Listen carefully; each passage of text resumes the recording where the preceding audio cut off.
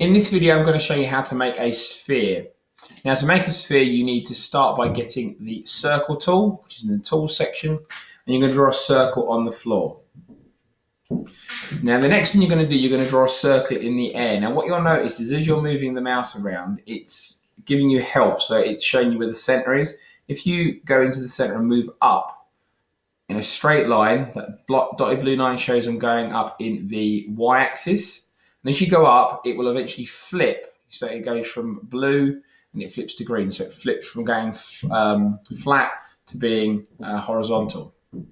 And once you've got it like this, you can draw it up in the air. But if you want to move it down lower, if you hold down Shift, you can then bring that circle lower down.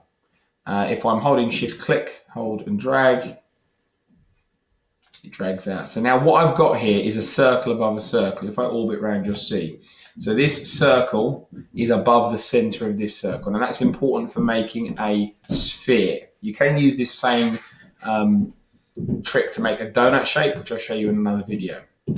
So I've got this ready. And then what I'm going to do, I'm going to select the bottom shape. And then I'm going to use a tool called Follow Me, which is in the push-pull tools, and Follow Me is the second one along. Any tool you want to use, if you hover over it, tells you what it's called.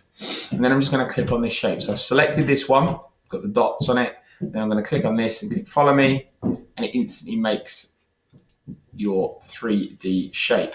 What's happening here is it's spinning that circle around around this this shape, so it's sort of like spinning and leaving a trail behind.